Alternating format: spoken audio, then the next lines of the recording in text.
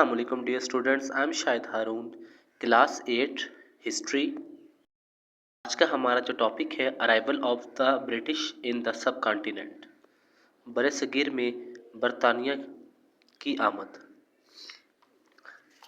Page number ہم 5 پر جیسے ہی آئیں گے تو ہمیں یہاں پر ریڈنگ ملے گی۔ Having made all these arrangements, Robert Clive sent a letter to the نواب سراج الدین دولہ۔ تمام انتظامات کے بعد رابرٹ کلائیو نے سراج الدولہ کو ایک خط لکھا اینڈ بلیمنگ اور اسے الزام دیا violation of the terms of the treaty of Alinagar by providing refuge to the French. He also declared، اس نے اعلان کیا his intention to march on مرشد آباد،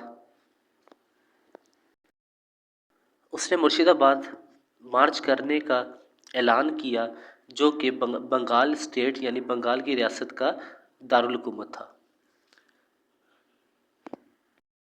Declaration of war was made on June 14, 1757 CE۔ کا اعلان 14 جون 1757 میں کیا گیا تھا۔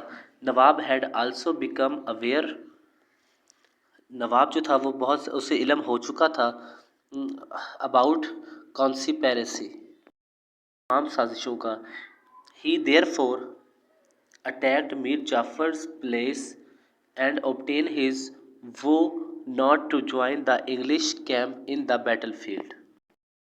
میر جعفر کے محل پر رہنے کی جگہ پر اس نے حملہ کیا اور اس جنگ کے دوران وعدہ لیا to join the English camp, English camp کو جوائن نہیں کرے گا۔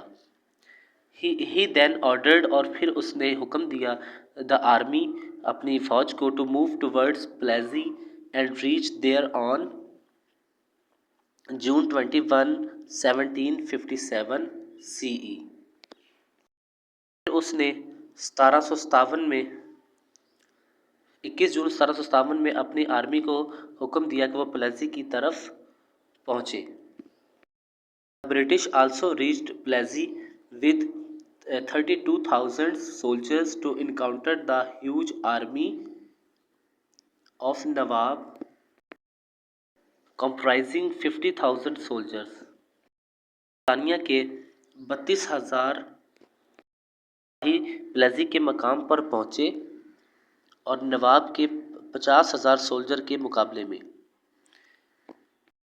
میر جعفر who was commanding 16,000 men، میر جعفر جو تھا وہ 16,000 دستے کی نمائندگی کر رہا تھا، remained altogether detached from the main army۔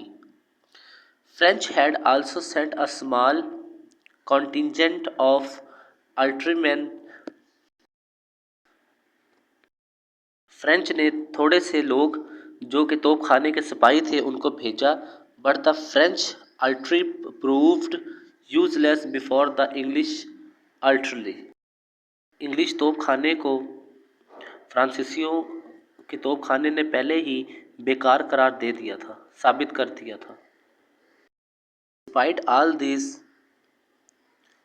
adverse conditions، Nawab fought bravely and was slowly moving towards victory۔ تمام کے باوجود نواب جو تھا وہ بہت ہی بہادری سے لڑتا رہا اور آہستہ آہستہ جیت کے یعنی فتح کے قریب ہو گیا۔ When the sudden death of Mir Mardan reversed the situation، مردان کی موت نے معاملے کو دوبارہ پیچھے دھکیل دیا۔ یہاں تک آج ہم اپنے لیکچر کا اختتام کرتے ہیں۔ نیکسٹ انشاءاللہ ہم اس سے نیکسٹ ریڈنگ کریں گے۔ اللہ حافظ۔